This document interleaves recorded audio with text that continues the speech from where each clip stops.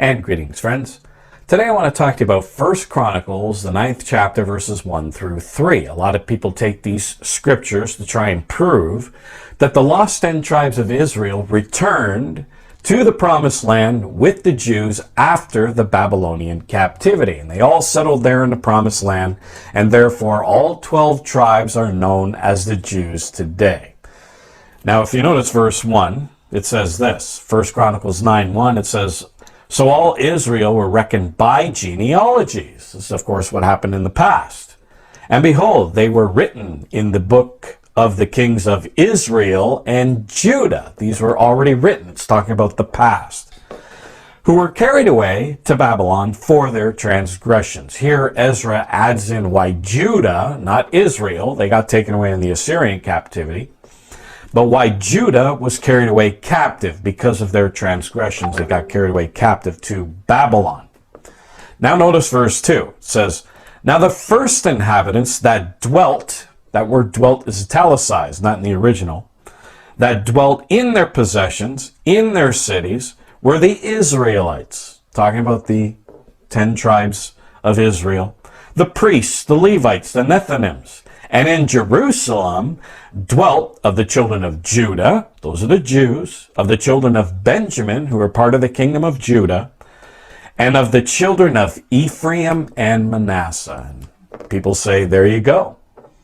The 10 tribes returned with the Jews after the Babylonian captivity, dwelt in the land of Palestine, and now all 12 tribes are known as the Jews today. Is that what the scripture is really telling us? Well, in verse 2, if you look where it says, "Now the first inhabitants," when you look into the Hebrew, in 72, Strong 7223 and 7221, it should read, it's talking really about a former thing of old past. It's talking about the former inhabitants of the land. If you notice here, in the K&D commentary of the Old Testament, it renders the passage this way: "And the former inhabitants which lived in their possessions, in their cities, were Israel, the priests, the Levites, and the Nethinim. And in Jerusalem there dwelt of the sons of Judah, Benjamin, Ephraim, and Manasseh." It's talking about the former inhabitants of the land before the exile. This is what it's really speaking of. When you look at the context of verse 1, it's talking about the past. So it's talking about the former inhabitants of the land, and this commentary goes on to say that the former inhabitants can only be those who dwelt in their possessions before Judah was led captive into Babylon. This could hardly be misunderstood by any commentator. It can only be understood of the pre-exilic inhabitants. So that's what it's really speaking of. It's not talking about when the Jews returned to the promised land. It's talking about the former inhabitants, what happened before, who dwelt in their cities before Judah and Israel got taken away into captivity. Now, if you notice in verse 3, Ephraim and Manasseh is mentioned, but there, and of course, it's talking about that they were the former inhabitants of Jerusalem. But if you notice, the genealogies of the tribes of Ephraim and Manasseh is not mentioned. Why?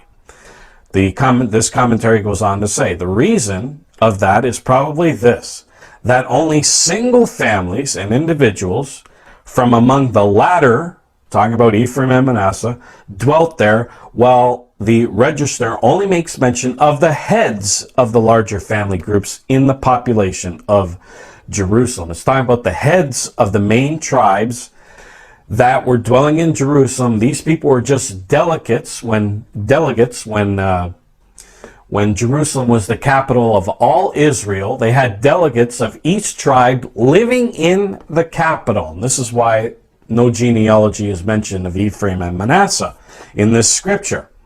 They were delegates in Jerusalem representing their tribes.